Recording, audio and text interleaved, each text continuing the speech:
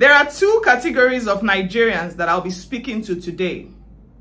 The first category are those genuinely concerned Nigerians who wake up every morning, look at themselves, look at their families, look at the cost of living, and ask themselves, what exactly is happening to Nigeria? This conversation is for you. The second category are those who have already made up their minds.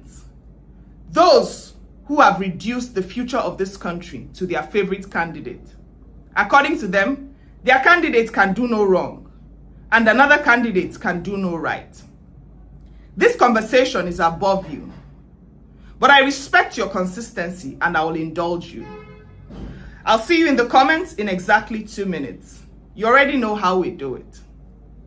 Now, to those Nigerians who are genuinely concerned, I have a question for you. Are things expensive, or are we finally paying the true cost for them? Those are not the same things.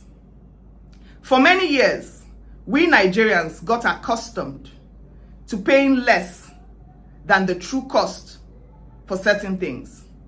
We became accustomed to a reality that was largely supported, protected, and cushioned. And then the cushion began to disappear. Now we are angry, frustrated, and many are hurting. And I understand why. But listen, let me tell you, the question we must start to ask ourselves, honestly, as Nigerians, is no longer how do we go back to getting things cheap? The question is, how do we increase the earning power or earning capacity of Nigerians? Those are two separate conversations. The first conversation is around reducing prices. The second conversation is around increasing prosperity. Now let's get this very clear. Government plays a major role. Government at every level. Federal level, state level, local government. Because jobs are not needed only in Abuja. Industries are not needed only in Lagos. Which is why states must start fighting to attract industries. Which is why states must start fighting to attract opportunities. Which is why states must start fighting to attract investments. And which is why local governments must start asking themselves, how do we increase the economic activity in our communities? That is the assignment. Because prosperity is built locally before it is measured nationally. And yes, at the federal level, there is work to be done.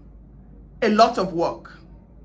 And which is why, by increasing the minimum wage and further reviewing conversations around it, the government is working to strengthen the earning power and purchasing capacity of Nigerian workers. Which is why, by providing interest-free student loans, the government is reducing the financial burden on parents and guardians today, while helping many young Nigerians acquire education and skills needed to earn more tomorrow.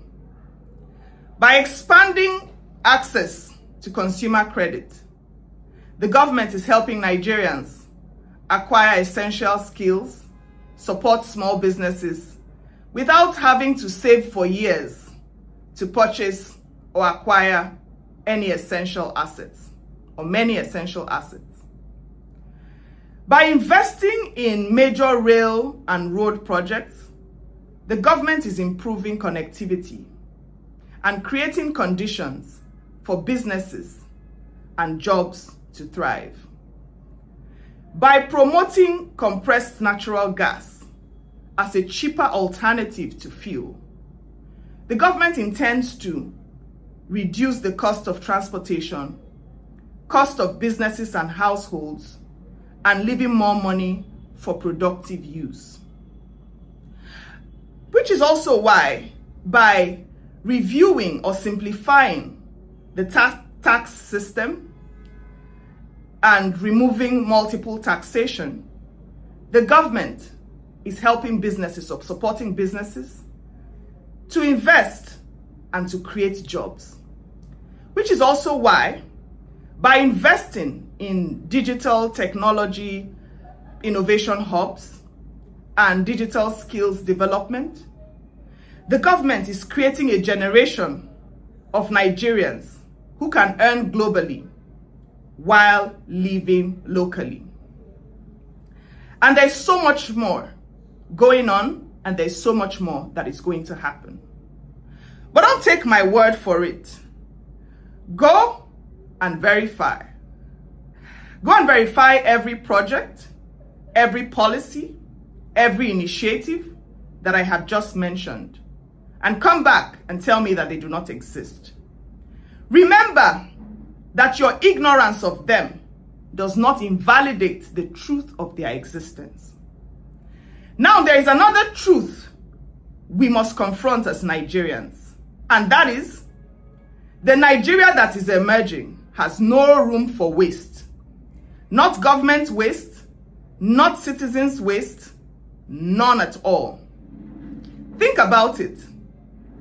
Prior to now, or for some years before now, you will go out of your house, leave your lights on, you will travel to places you don't need to, drive around when you don't need to, spend money unnecessarily, waste food, waste drinks, without thinking. You know why? Because then the consequences felt distant. But today, you must think carefully before you spend. You will plan. You will budget. And as painful as it sounds, that is what reality does. Reality forces priorities, discipline, and intention. Go and look at many of the countries Nigerians admire and compare us to today. Their people work hard, 2 jobs, 3 jobs. They plan, they budget, they save, they think before they spend. Not because they enjoy doing so, but because reality demands it. And that is where we are now. We also say we want a better Nigeria. Everybody wants a better Nigeria. But let me say this today. A better Nigeria will require better leadership and better citizenship. Both. Not one, both. You see, we're going to continue to hold the government accountable. We're going to continue to demand transparency, performance, results. But while we are doing that, it's important that we demand something from ourselves too. We must demand from ourselves that we become more skilled, more employable, more retainable, more productive, more valuable. Because a valuable tailor is always needed. A valuable teacher is always needed. A valuable mechanic is always needed. Value always has a market. Always. And perhaps this is the conversation we must start to have as a country. It's no longer about how do we go back to tomorrow. It's about how do we go back to yesterday. It is about how do we become strong enough for tomorrow. Because the future of this country, Nigeria, will no longer reward excuses. It will reward value. And whether we like it or not, the future is already here.